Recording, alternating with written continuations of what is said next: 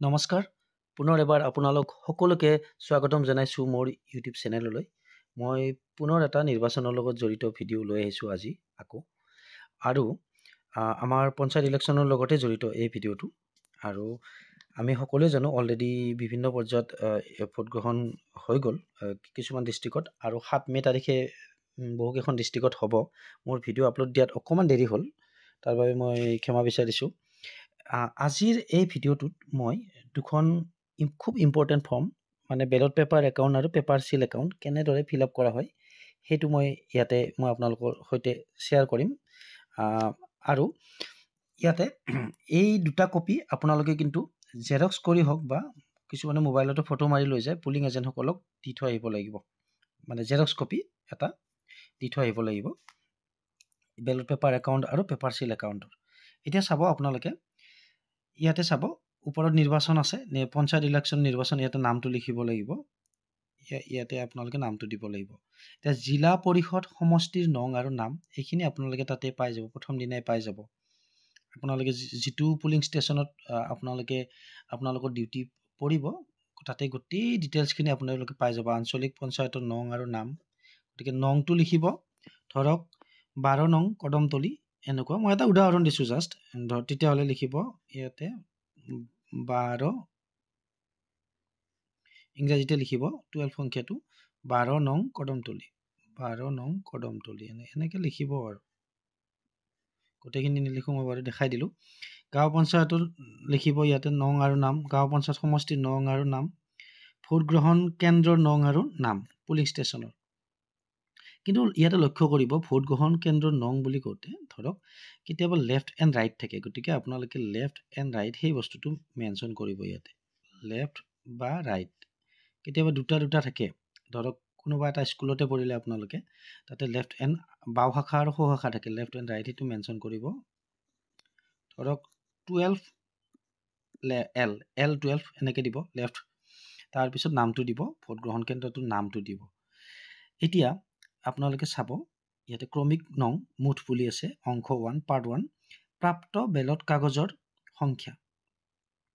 এতিয়া প্ৰাপ্ত বেলট কাগজ আপোনালোকে কিমান কেইখন পাইছে সেইটো চাব। ধৰক ইয়াতে এটা চিৰিয়েল নাম্বাৰ আছে, মই এটা চিম্পল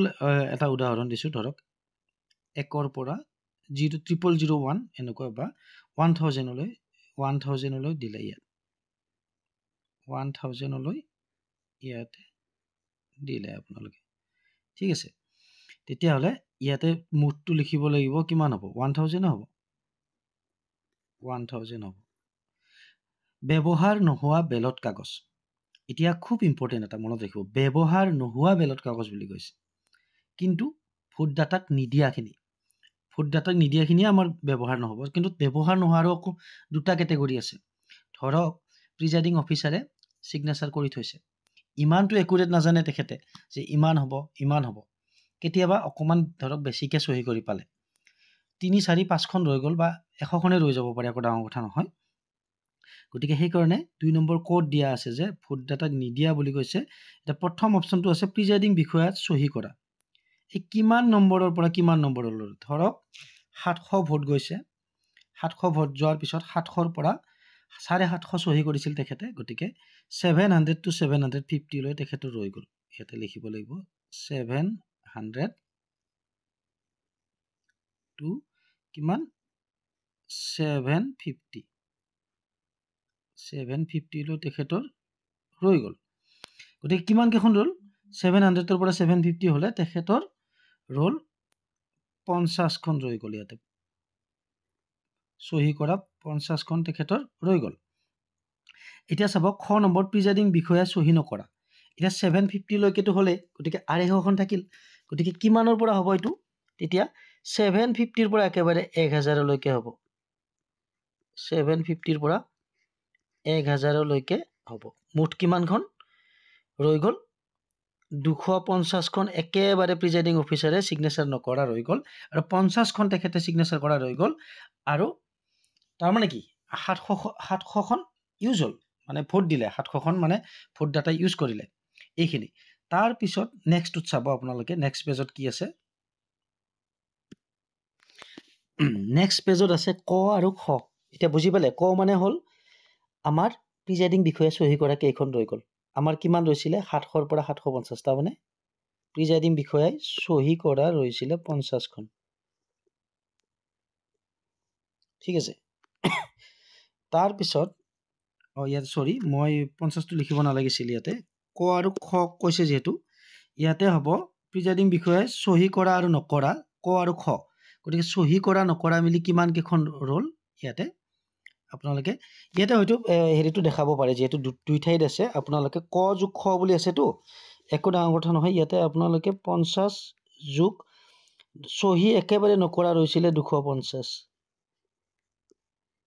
ইয়াতে আৰু সমান চিনৰ ইফালে হ'ব 300 তাৰমানে 300খন বেলট পেপাৰ ৰৈ গ'ল চহী কৰা হওক বা চহী নকৰা হওক ক আৰু খ যোগ কৰি প্ৰিজাইডিং বিষয়ে চহী কৰা ৰৈছিলে কত 50খন খত ৰৈছিলে একেবাৰে চহী নকৰা 250খন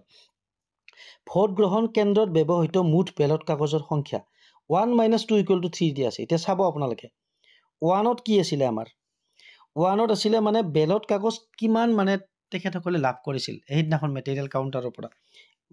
আমি পাইছিলো মই এটা উদাহৰণটো দিছিলো কি 1000 লাভ কৰিছে তেখেতসকলে আৰু 1 - 2 এটা 2ত আমি কিমান পালো ইউজ নোহোৱা ক আৰু খ মিলি বিষয়া চহী কৰা আৰু নকৰা 300খন তাৰ মানে ইয়াতে 300টো আমাৰ মাইনাস হল কিমান হল আমাৰ ভোট গ্ৰহণ কেন্দ্ৰত ব্যৱহৃত 300 হৈ গ'ল প্ৰিজাইডিং বিষয়া চহী কৰা নকৰা টোটেল আমাৰ হ'ব 700 আমাৰ ইউজ হল তাৰ মানে বেলট পেপাৰ ভোটাৰে ভোটদান কৰাৰ কাৰণে এইখিনি ইউজ কৰিলে আমাৰ ইউজ হল আৰু 4 নম্বৰটোত আছে ভোট গ্ৰহণ কেন্দ্ৰত ব্যৱহাৰ হোৱা বেলট কাগজসমূহ যিবোৰ বেলট বাকচত ভৰোৱা হোৱা নাই এতিয়া চাব ইয়াতে কৈছে যে ভোট গ্ৰহণ কেন্দ্ৰত ব্যৱহাৰ হোৱা বেলট কাগজসমূহ ভোট গ্ৰহণ কেন্দ্ৰত যিখিনি বেলট কাগজ ব্যৱহাৰ হৈছে কিন্তু বেলট কাগজত ভৰোৱা হোৱা নাই ঠিক আছে এতিয়া আমি জানো বিভিন্ন কাৰণত আমাৰ এই ইস্যু কৰা মানে প্ৰিজাইডিং অফিচাৰে চহী কৰাৰ পিছতো কিছুমান বেলট কাগজ বেলট বাকচত নভৰোৱাকৈ ৰৈ যায় কি কাৰণত ৰৈ যায় আমি আটাই জানো চাব প্ৰথম কাৰণটো আপোনালোকে ক নম্বৰ যে ভোটদানৰ নিয়মাৱলী লংঘন কৰাৰ বাবে নাকচ কৰা বেলট কাগজ ধৰক বেলট কাগজখন থাৰ্ড পুলিঙৰ পৰা লওঁতে অলপ মানে তেখেতেও মানে ধৰি আছিলে থাৰ্ড পুলিঙে মানুহজনে হঠাৎ টানি দিলে চিৰি গ'ল এখন মানে ডেমেজ হৈ গ'ল তেতিয়া সেই ইয়াতে লিখিব লাগিব সংখ্যাটো লিখিব লাগিব ইয়াতে কিমান কেইখন হল ধৰক দুখন হল দুখন ঠিক আছে অন্য কোনো কাৰণত নাকচ কৰা বেলট কাগজ ইয়াতে লিখিব ধৰক 3খন ভুৱা বা টেণ্ডাৰত বেলট কাগজ আমাৰ ভুৱা টেণ্ডাৰত ভোটৰ কথা আপোনালোকে গম পায় ভুৱা ধৰক এখন হল তেতিয়াহ'লে ইয়াতে মুঠ আছে ক খ গ গতিকে 3 2 5 5 একে কিমান 6 তাৰ মানে 2 + 3 + 1 হ'ব ইয়াতে 2 + 3 + 1 = কিমান হ'ব 6 হ'ব ইয়াতে 6 হ'ব মুঠ 6খন তাৰ মানে ইউজ নহল বিভিন্ন কাৰণত কাৰণ কেইটা গমে পালে ভুৱা বা বিভিন্ন মানে নিয়মাৱলী ফলো নকৰাৰ কাৰণে ডেমেজৰ কাৰণে হ'ব পাৰে গতিকে ইয়াতে 6খন হল এতিয়া তাৰপিছত 1 নম্বৰত আছে আৰু চাব ইয়াত বেলট বাকচৰ ভিতৰত পাব পৰা বেলট কাগজৰ সংখ্যা গতিকে বেলট বাকচৰ ভিতৰত পাব পৰা বেলট কাগজৰ সংখ্যা বুলি কৈছে চাওক আপোনালোকক ইয়াতে কিন্তু দিছে 3 - 4 = 5 গতিকে 3 - 4 বুলি ক'লে আপোনালোকে কি হ'ব 3 - 4 3ত আছিলে আমাৰ কিমান 7000 ঠিক আছে 700 এতিয়া মোৰ এটা কথা অকমান ৰৈ গৈছিলে এটা পইণ্ট আপোনালোকে মই যে কৈছিলো 700খন ইউজ হৈছে বুলি মানে প্ৰিজাইডিং অফিচাৰে চহী কৰা 50খন আৰু চহী নকৰা 250খন টোটেল 1000ৰ পৰা 300 ৰলে 700খন ইউজ হৈছিল সেই 700খন ইউজ মানে কি ইউজ মানে যে সেই 700খনে বেলট বাকচত ভৰাই দিছে তেনেকুৱা নহয় ইউজহে হৈছিল মানে ইউজ মানে কি সেইকেইখন তাৰ মানে আৰু ঘূৰি নাযায় এইকেইখন কিন্তু ঘূৰি যাব যে প্ৰিজাইডিং অফিচাৰে চহী কৰা ৰৈ গ'লেও 50খন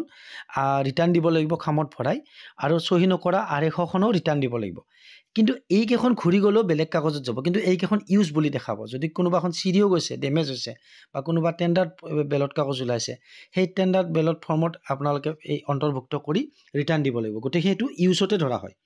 কিন্তু ইউজ হ'লেও মানে বেলট বাকচত নুসুমোৱা সেইটো কথা কৈছে ইয়াতে এই অপশ্যনটো দিয়া আছে দেখা পাইছেনে ইউজে হৈছে কিন্তু এইটো চাওক অপশ্যনটো বেলট বাকচত ভৰোৱা হোৱা নাই গতিকে এই যে মই 703 নম্বৰত যে মই এই 700 ধৰিছোঁ এইটো ইউজ হোৱা আছে মানে ইউজ হ'লেও মানে বেলট বাকচত নভৰাও ইয়াতে আছে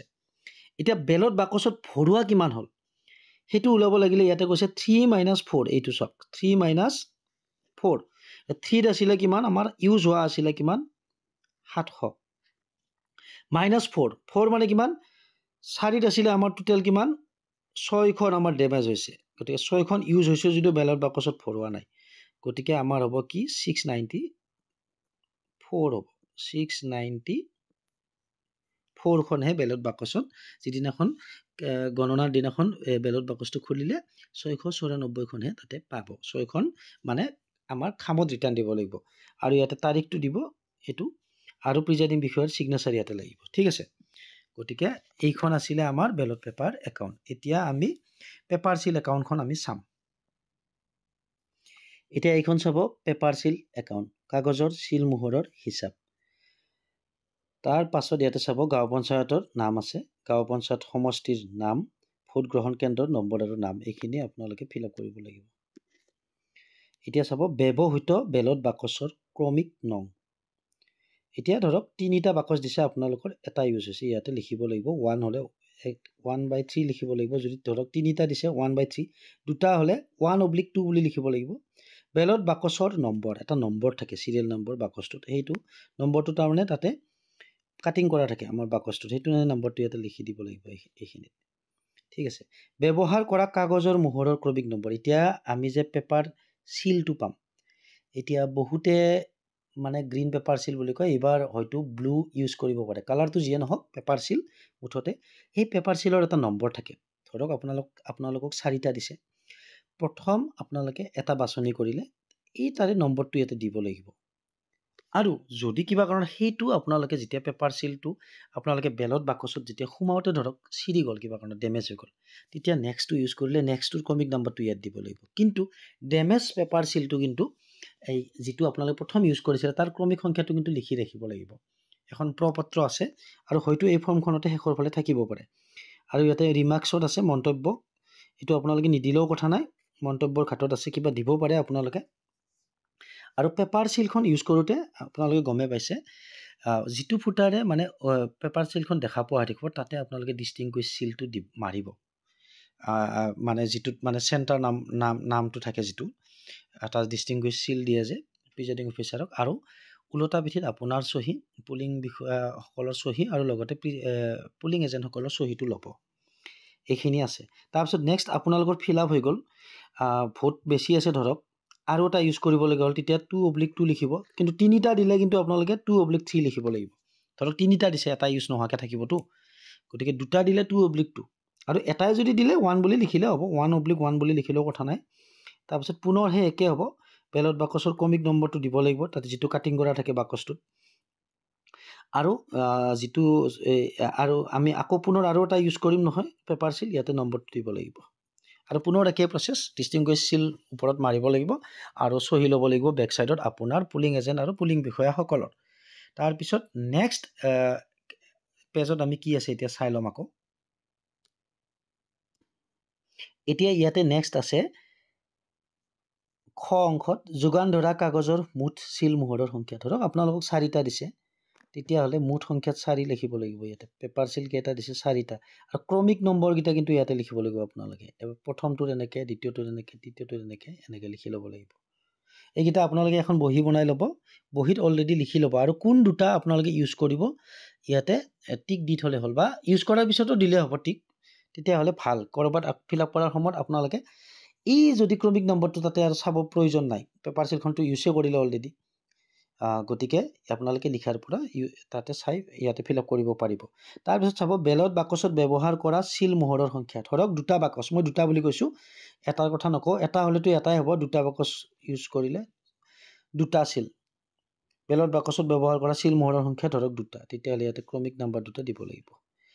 আৰু ইয়াতে সিম্পল ফৰ্ম এখন বিশেষ একো নাই নষ্ট হোৱা কাগজ সিলৰ মোহৰৰ সংখ্যা মই কৈছিলো নে হঠাৎ ধৰক এখন যদি বেয়া হৈ যায় তেতিয়া হলে ধৰক 4খনত 2খনে বেয়া হ'ল, তেতিয়া 2 বুলি দিব লাগিব। ধৰক এখন বেয়া হ'ল, এখন 2খন ইউজ কৰিছে, এখন কিন্তু ৰিটাৰ্ণ দিব লাগিব, আনইউজড সেইখন একেবাৰে মানে ব্যৱহাৰ হোৱা নাই। আৰু এই ইয়াতে ক্ৰমিক নম্বৰটো দিব লাগিব, ব্যৱহাৰ নকৰাৰ মানে নষ্ট হোৱাখনত, ডেমেজখনত। তাৰপিছত চাব উপায়ুক্ত বা মহকুমাধিপতিক ঘূৰাই দিয়া ব্যৱহাৰ নোহোৱা কাগজৰ চিল মোহৰৰ সংখ্যা। ধৰক 4খন দিছিলে, 2খন ব্যৱহাৰ হ'ল, এখন আপোনালোকৰ ডেমেজ হ'ল, এইখন। এতিয়া আৰু এখন থাকিলে, এখন ইয়াতে দিব লাগিব, আৰু কোন চিৰিয়েল নাম্বাৰটো দিব লাগিব ইয়াতে। ঠিক আছে, এইখিনিয়ে হ'ব। ইয়াতে তাৰিখ লিখিব লাগিব, স্থান, প্ৰিজাইডিং বিষয়াৰ চহী, ভোট কেন্দ্ৰৰ নম্বৰ আৰু নাম। এইখিনি আছিলে পেপাৰ চিল একাউণ্টত। বিশেষ একো নাই, এইখিনি মানে ফিল আপ কৰিলে হৈ যাব। আৰু খুব চিম্পল এখন ফৰ্ম, আৰু আপোনালোকে বেছি খৰখেদা নকৰিব। আৰু ইয়াৰে কিন্তু এটা কপি আপোনালোকে পুলিং এজেণ্টসকলক দি থৈ আহিব। মানে এটা কপি মানে জেৰক্স কপি দিলেও হ'ব, বা তেখেতসকলক মোবাইলত ফটো মাৰি লৈ যাব দিলেও কথা নাই, কিন্তু তেখেতসকলে বিচাৰিব, কাৰণ এইখিনিতে যিহেতু গোটেই ৰেকৰ্ডখিনি আছে। মানে সেই পুলিং ষ্টেচনৰ কোনটো বাকচ ব্যৱহাৰ কৰা হৈছিলে ইয়াতে যিহেতু আছে, কোনটো পেপাৰ চিল ইউজ কৰা হৈছিলে, গতিকে গোটেই হিচাপখিনি যিহেতু থাকে, বেলট পেপাৰ একাউণ্টত কিমান আছিলে মুঠ ভোটাৰ, কিমান ইউজ হ'ল, সেইদিনাখন বাকচটো খোলোতে কিমান পাব বেলট কাগজ, গতিকে প্ৰায় ডিটেইলছ এই দুইখন ফৰ্মতে থাকে। গতিকে সেইকাৰণে এক কপি আপোনালোকে তাতে দিব লাগিব। গতিকে আপোনালোকে কমেও 3-4 কপি ফিল আপ কৰিব লাগিব দুইখন ফৰ্মৰে। গতিকে আজিৰ ভিডিঅ'টোত ইমানেই আছিলে, আৰু হয়তো মই এক্সপ্লেনেশ্যন কৰোঁতে কিছু খুটি নাটি থাকি যাব পাৰে, তাৰ বাবে আপোনালোকে মোক ক্ষমা কৰি দিব। আৰু কিবা যদি ভুল ভ্ৰান্তি আপোনালোকে লক্ষ্য কৰে, মোক কমেণ্ট ছেকশ্যনত নিশ্চয় আঙুলিয়াই দিব। আৰু ভিডিঅ'টো শেষলৈকে চোৱাৰ বাবে আপোনালোক সকলোলৈকে ধন্যবাদ জ্ঞাপন কৰিছোঁ।